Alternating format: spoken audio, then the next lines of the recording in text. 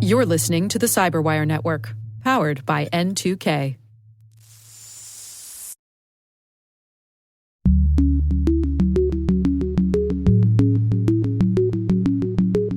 Hello, everyone, and welcome to Caveat, N2K Cyberwire's privacy, surveillance, law, and policy podcast. I'm Dave Bittner, and joining me is my co-host Ben Yellen from the University of Maryland Center for Health and Homeland Security. Hey, Ben. Hello, Dave. On today's show, Ben and I are joined once again by our frequent special guest, Caleb Barlow. He is CEO of Cyberbit. We're going to be exploring what exactly makes a good lawyer. While this show covers legal topics and Ben is a lawyer, the views expressed do not constitute legal advice. For official legal advice on any of the topics we cover, please contact your attorney.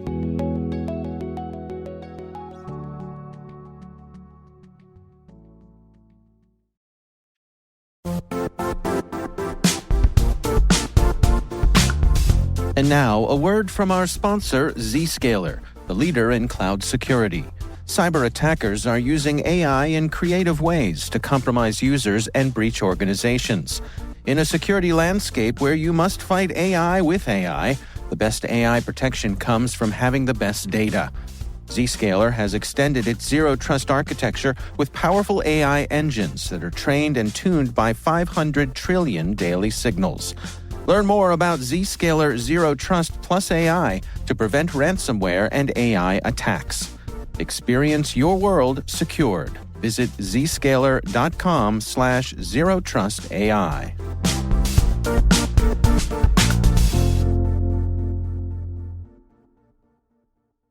All right, well, let's jump into things here and start off by welcoming our special guest, Caleb Barlow. Welcome back. Oh, hey, guys. It's always fun to join you on Caveat, so thrilled to be here. No, we're happy to have you. So we are going to start off here with a very interesting and I would say open-ended topic here.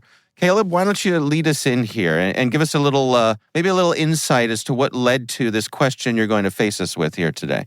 Well, I think one of the things we're finding as the cybersecurity profession grows, if we wind back like 5 years, when you get into, let's say, a major incident, you have the incident responders show up, the lawyers show up, and you kind of get into the proverbial of let's say nothing, do nothing, and hope this goes away. And we've all seen many instances of that not ending well. I mean, I think the favorite lawyerly advice 5 years ago, no matter what happened, this was the result of a sophisticated nation-state actor. Right. There was no avoiding. It didn't matter the fact that we had no multi-factor authentication, the passwords had not been updated, because it must have been a sophisticated nation-state actor. Well, that's not the case anymore, right? I think now we have some very sophisticated legal counsel in these cybersecurity incidents that understands not only the legal implications, but also the business implications. And, one of the things that we've talked many times about on the Cyberwire Daily, Dave, is the impact of crisis communications in this, and that words matter. And it's not just words matter in terms of their legal implications, but you cannot be tone deaf in the middle of a cybersecurity incident where your customers, your partners may be impacted. So what I wanted to talk a little bit about is, what makes a good cybersecurity lawyer? Because I think, and I'm very curious of, kind of your gentlemen's opinions on this, I think that's becoming a bit of a nuanced profession, and there are some really good ones out there, and there are some really aspiring ones that aren't so hot. And that's a nice way of saying it. Yes. And being that you're in the business of educating lawyers, I thought you might have a very interesting set of opinions on this. Yeah, I do. So we have this certificate program at our law school for cybersecurity and crisis management. And one of the goals is that it is really an interdisciplinary domain. We have our students, they have the option of taking a 1-week crash course in the technological issues around cybersecurity. So that's the first step, is that I feel like there was this bifurcation between people who had technical knowledge and people who knew the law. And I think, especially over the past 10 years or so, we've seen an integration where our cyber lawyers might not be subject matter experts, but they're certainly far more well-versed in the technical issues than they used to be. And then, I think there's a reason why our certificate program, cybersecurity, is coupled with crisis management. I think it requires those same types of skills that you're referring to, whether it's communication skills, being able to think on your feet, the type of negotiating that you'd previously only see in very complex litigation. Now you're seeing with, say, ransomware suspects. So I think you're really onto something here, that the profession is changing. I also think that the people who have jobs as cyber lawyers are now stationed at very distinct types of institutions in a way they weren't a decade ago. So you have in-house counsel who are experts in cybersecurity at Fortune 500 companies. That's not as new, but you have subject matter experts in cybersecurity who are attorneys at government agencies. So our tentacles in the cyber lawyer field are starting to spread into places that they had not previously existed. I'm imagining a big, big time, big city law firm in the same way that they would have their real estate person, they would have their medical lawyers with particular specialties. Would they have an office where that's where the cyber lawyer lived, right? And did it come to private? Was it in the private sector first? Yeah, I think it was. But we're seeing just in, the biggest and best companies know that they have to have some cyber expertise with an in-house counsel, because it's also a very specialized field. So you can't bring over the real estate guy and be like, hey, you come handle this cyber issue. I think what you're getting at, Caleb, is that it's a whole different job entirely. I mean, I think it's like, we need to create a brand new category, because it's not exactly just a cyber lawyer. It's like a cyber specialist who happens to have a law degree. Well, and I think it's a different motion too. Like, one of the things I think is so intriguing about your program, and I honestly didn't know this till you just said it. I want to go kind of dig into it more, is the fact that you're combining law with communications. I mean, if we think of kind of the historical approach to any type of risk, right? The answer usually from a lawyer is say as little as possible, right? And even in the early days of cybersecurity incidents, probably the best example of getting this really, really bad was, of course, the Equifax case study. In fact, there's even a Harvard, business school case study on how bad this went, which honestly largely were less legal issues. There were a few legal issues in there, but mostly communications. I think what's also astounding is that the reaction of customers, partners, even governments in general, can be dramatically impacted by how a company positions an incident. The minute that people see a cover-up, they see a lack of transparency, they start to double click. The regulators start to come out.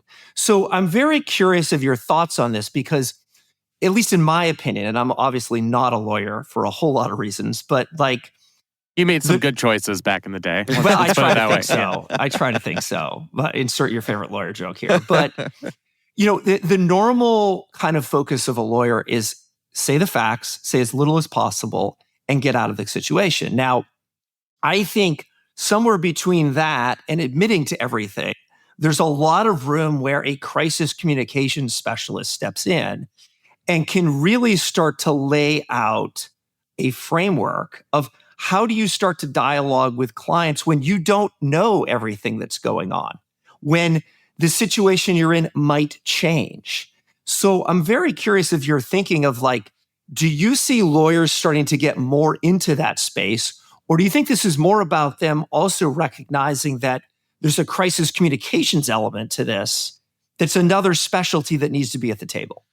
Yeah, I mean, I think it depends on the business, agency, organization. Some of them are going to have public information officers who will speak on behalf of the business or the organization, no matter who's doing the lawfare, right?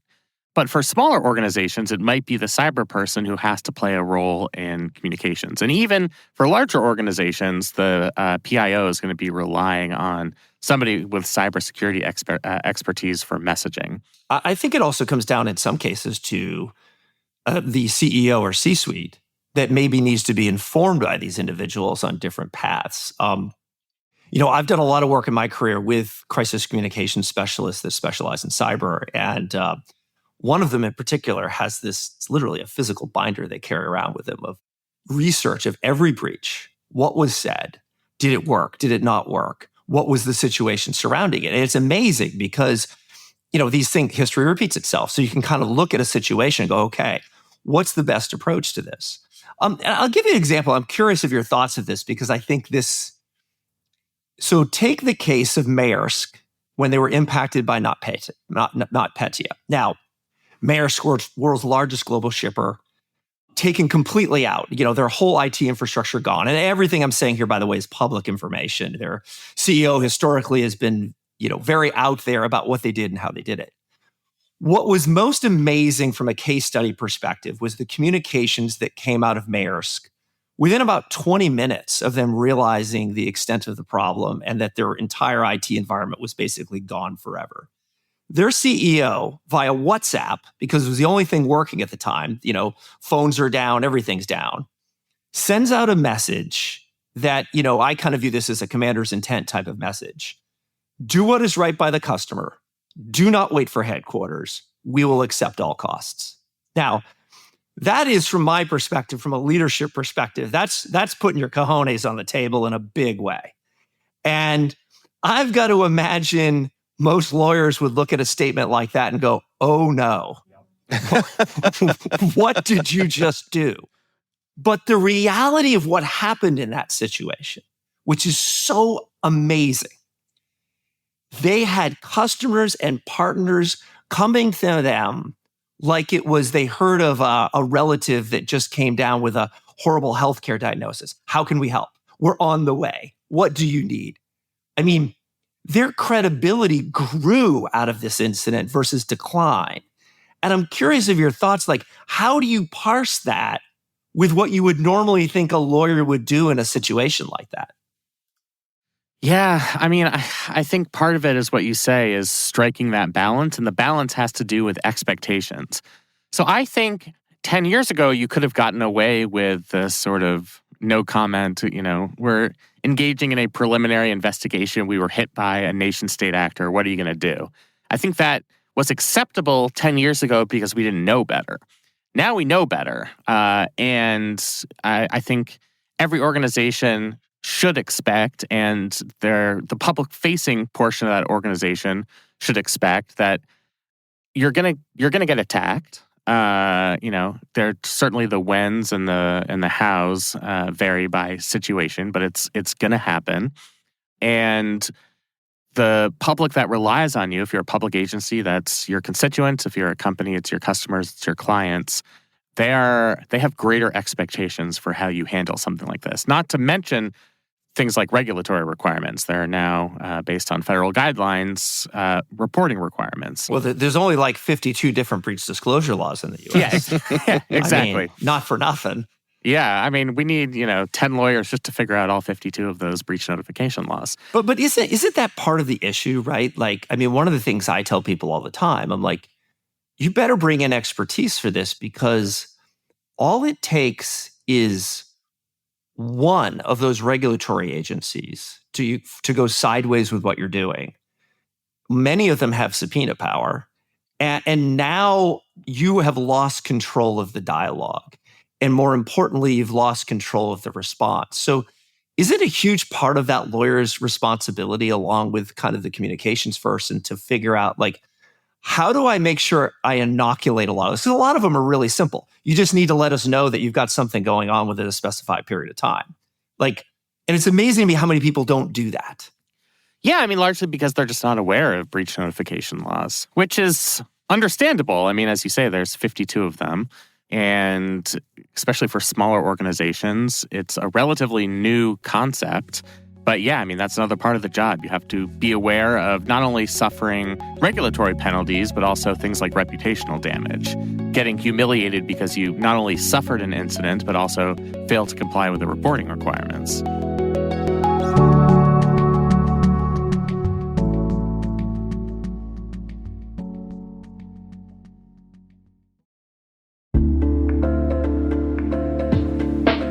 And now, a word from our sponsor, SpyCloud, the cybercrime analytics leader. SpyCloud disrupts cybercrime by telling you what criminals know about your business and your customers, so you can take action to prevent ransomware, session hijacking, account takeover, and online fraud. SpyCloud constantly recaptures and analyzes new data from the criminal underground, including credentials, session cookies, and PII siphoned from malware-infected devices. With knowledge of the specific exposed data criminals have in hand from InfoStealer malware on managed and unmanaged devices, security teams can respond with a more efficient and effective process called post-infection remediation that fits seamlessly into existing incident response frameworks. Get SpyCloud's post-infection remediation guide outlining the 7 steps for preventing a malware infection from becoming a full-blown ransomware incident. Visit spycloud.com/cyberwire. That's spycloud.com/cyberwire. And we thank SpyCloud for sponsoring our show.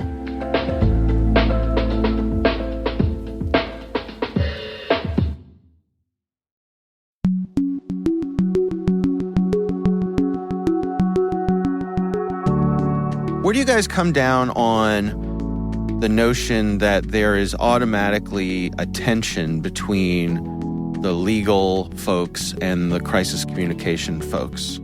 Is that true? Oh, hell yes. Yep. But I think it's healthy, right? Like, if you're building a company and you're developing like a software product, like a common thing is you separate the product managers from the developers in terms of where people report, because you want a natural tension.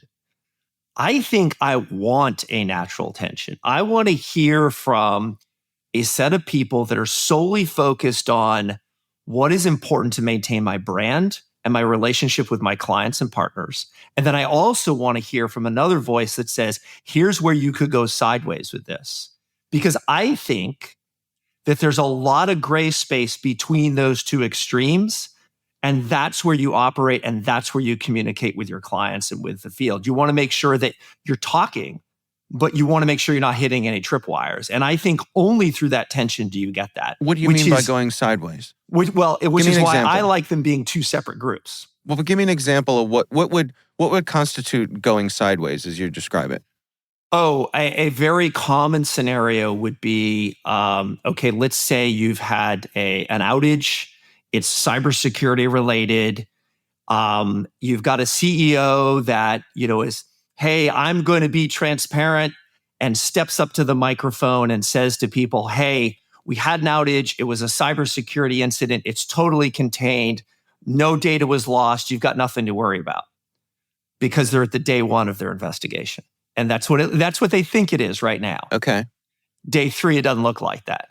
Day 3, they realize they're owned by a foreign government.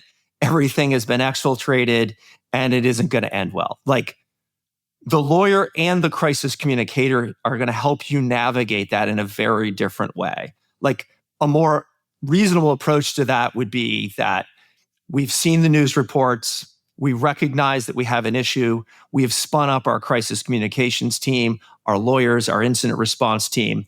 More information will be coming. Here's what we know right now. More to come. I kind of think of it like how I've been instructed throughout my life by my parents of what to say if you've gotten in a car accident. Because I think our natural instinct as human beings, and maybe this is getting a little too meta for this conversation, but our natural... I'm kind of curious what your parents told you on this one. But not to say anything. Go. Don't say anything that...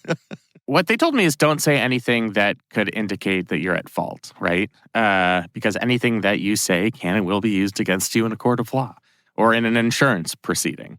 If they ask you if you're okay, that might seem like a very nice, low-key question, but simply by saying yes, that could cut against you if, 3 days later you have a back injury and you want the other driver's insurance company to pay for it. So I do think there's that good tension there, because as human beings, I think our natural instinct is to want to inform other people, especially when there have been victims.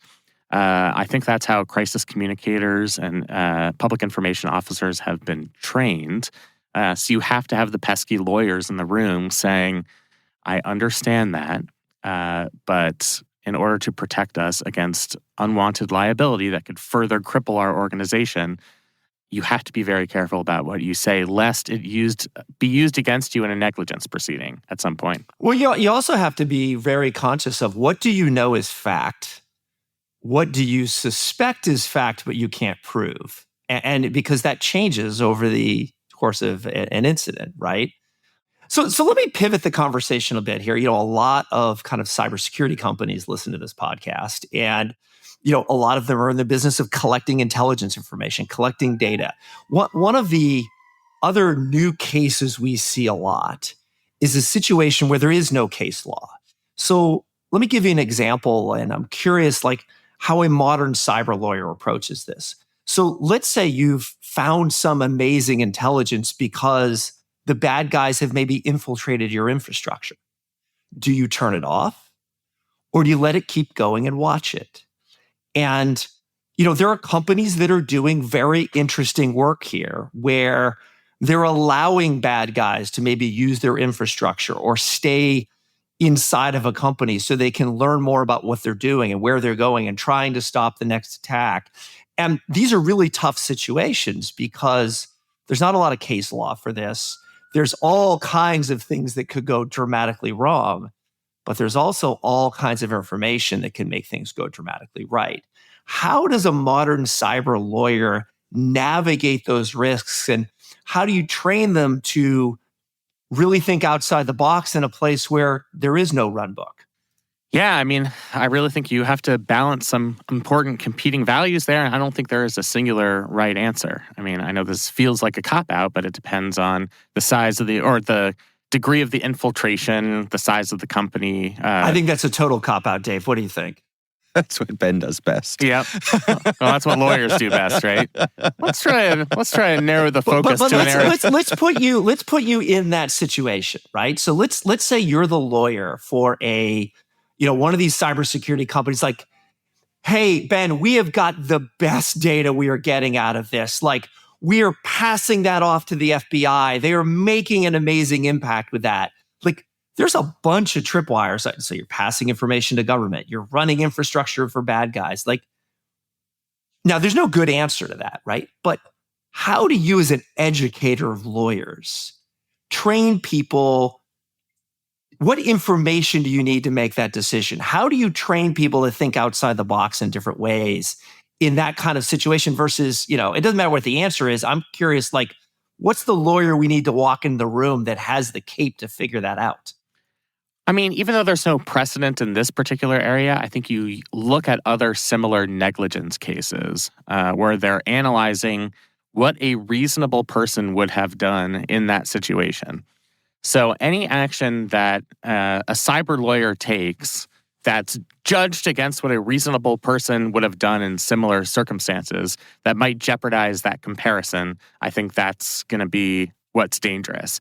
It ends up being kind of circular because you're judged against your peers, right?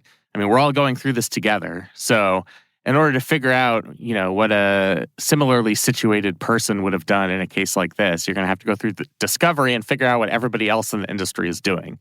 So somebody has to determine first, what the best practice is here. And that's where I think federal guidelines could be very useful. And it could be great evidence in a future proceeding that you were going by the book, that you were following CISA guidelines on network monitoring, endpoint detection, that sort of thing.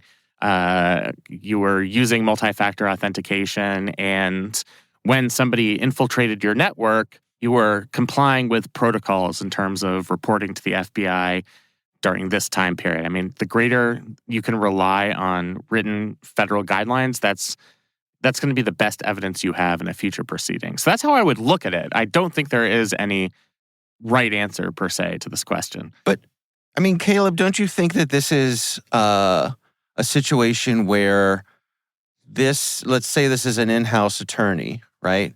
That they're communicating with their leadership and measuring their appetite for risk. Isn't this ultimately a risk assessment?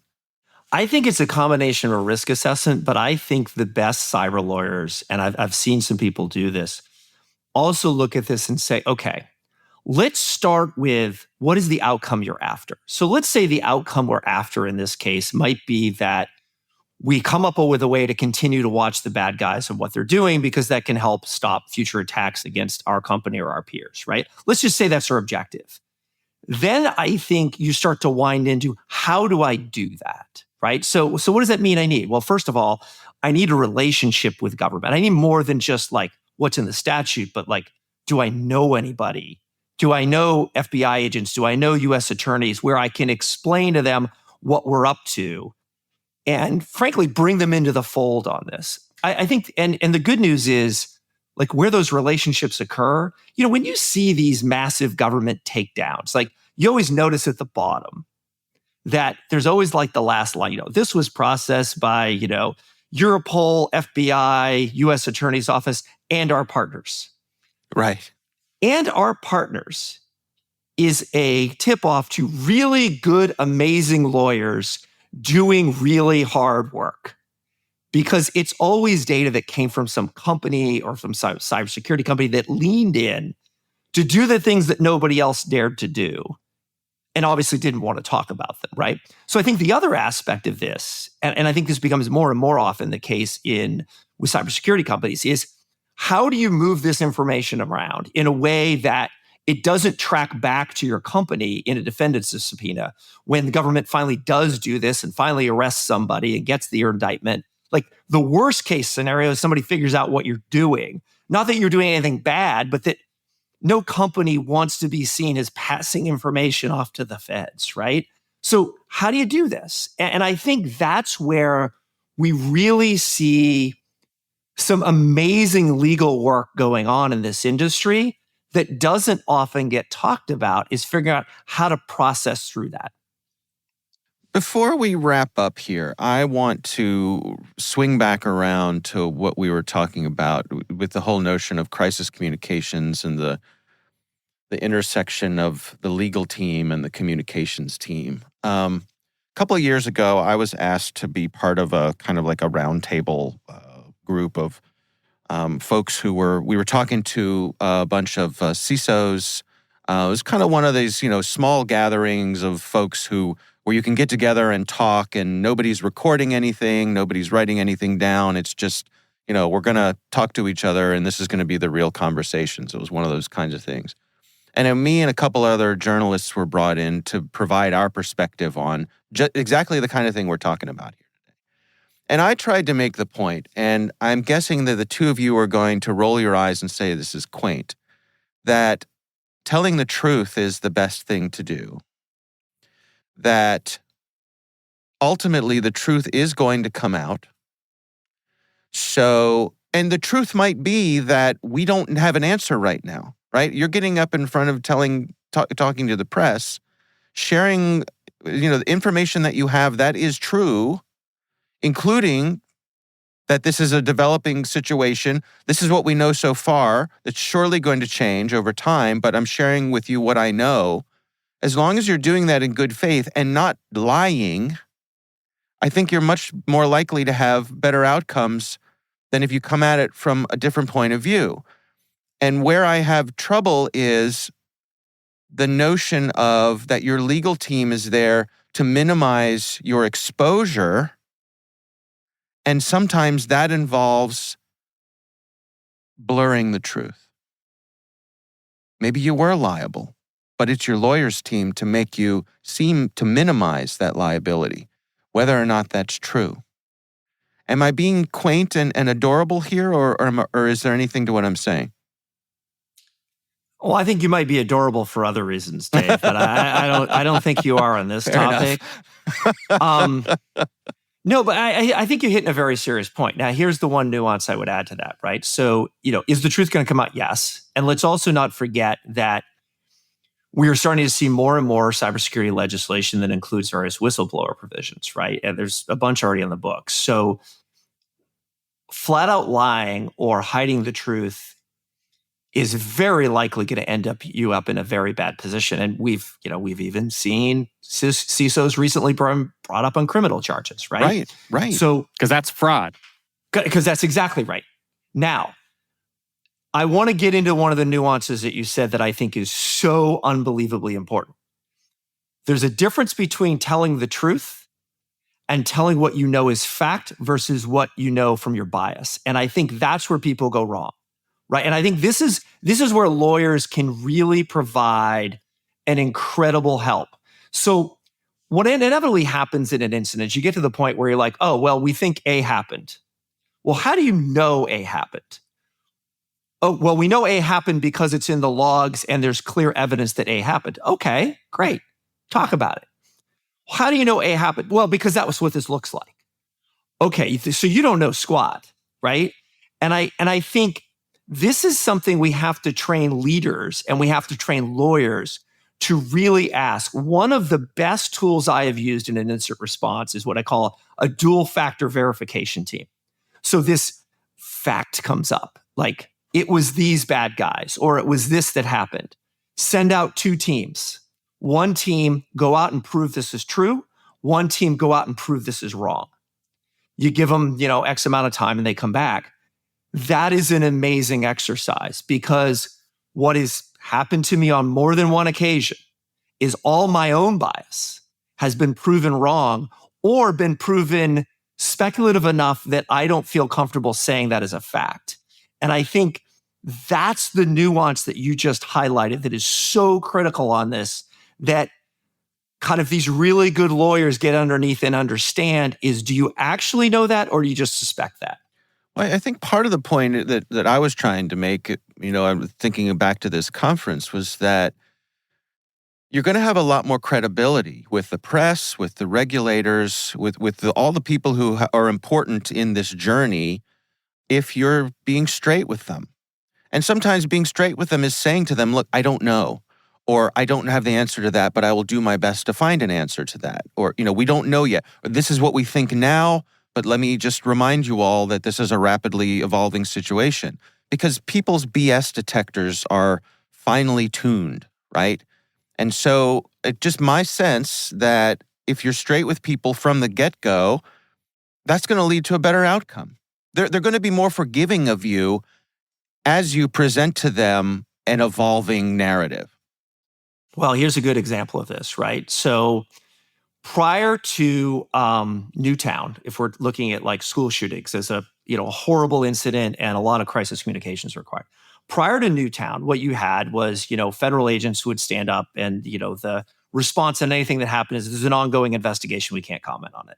Now, you can imagine after a school shooting, that's a pretty tone-deaf response. If you remember back to Newtown, and I can't remember who it was, I want to say it was like the local sheriff. There was this law enforcement officer that stood up like literally every 4 hours and said, here's what we know. I will be back to you in another 4 hours with more information. Now, 2 amazing things happened out of that. 1, it set people at ease because they saw that transparency.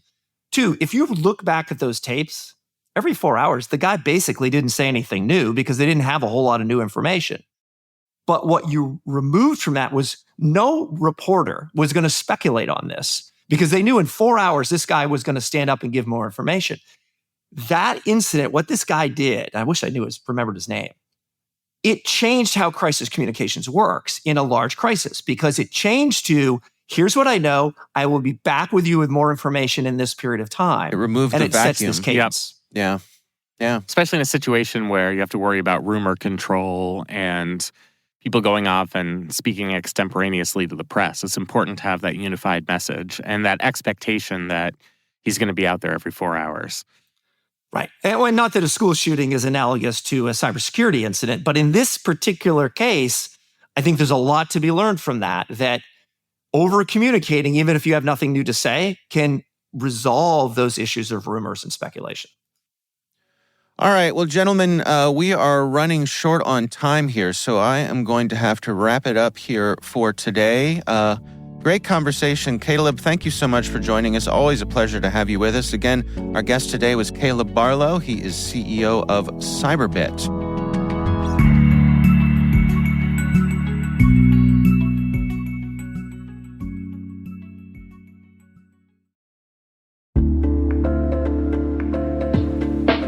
Hey, everybody, I want to take a few minutes here and talk about our sponsor, Splunk. You need to keep operations humming around the clock, but potential disruptions are everywhere. Splunk Splunk helps you predict problems and find and fix issues fast, so you can reduce risk and ditch downtime.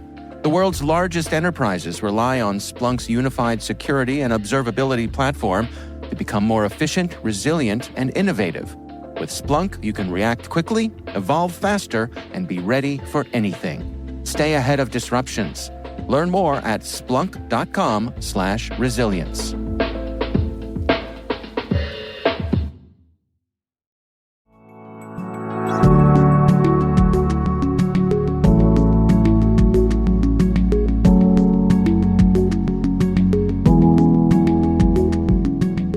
A quick thanks to all of you for listening. A reminder that N2K Strategic Workforce Intelligence optimizes the value of your biggest investment, your people. We make you smarter about your team while making your team smarter. Learn more at n2k.com. Our executive producer is Jennifer Iben. This show is mixed by Trey Hester. Our executive editor is Peter Kilpe. I'm Dave Bittner. And I'm Ben Yellen. Thanks for listening.